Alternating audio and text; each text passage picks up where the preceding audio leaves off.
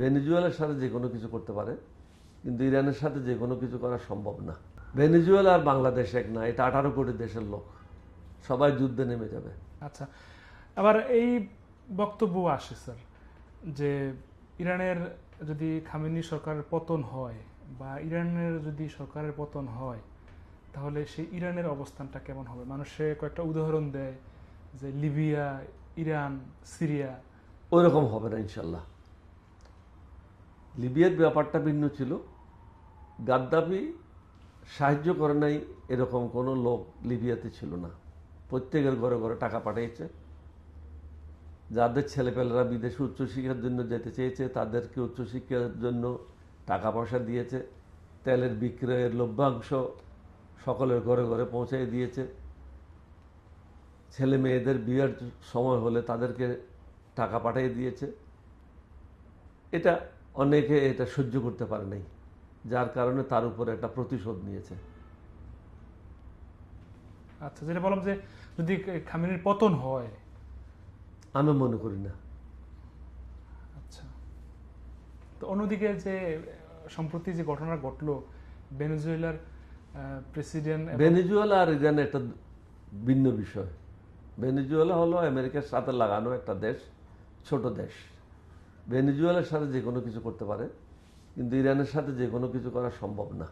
আচ্ছা, মানে ভেনেজুয়েলা যে প্রধানমন্ত্রী এবং তার প্রেসিডেন্ট এবং তার মাদুরাকে ধরে নিয়ে আসলো, তার স্ত্রীকে ধরে নিয়ে আসলো। এটা তো আসলে এটা এখন তারা কোনো আইন মানছে না। ইউনাইটেড নেশনসের যে আইনগুলি আছে বা আন্তর্জাতিক যে আইনগুলি আছে এটা তারা মানছে না। এটা আলটিমেটলি আমেরিকায় ক্ষতিগ্রস্ত হবে।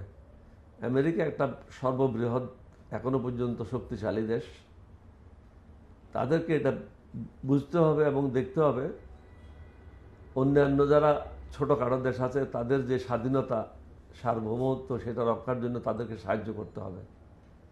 তাদেরকে অর্থনৈতিকভাবে সাহায্য করতে হবে, তাদেরকেও ভালো জীবন যাপন করার জন্য সাহায্য করতে হবে, তাদের দেশেও সুশাসন প্রতিষ্ঠার জন্য সাহায্য করতে হবে। এতেই আমেরিকা লাভবান হবে। আমেরিকা কারো উপর অত্যাচার করে কখনো লাভবান হয় নাই। ভিয়েতনামে তারা যুদ্ধে হেরে গেছে, কাবুলে যুদ্ধে হেরে গেছে, ইরাক থেকে শেষ পর্যন্ত গুটিয়ে নিতে হয়েছে, কোনো কারণেই তারা সফলতা অর্জন করতে পারেনি।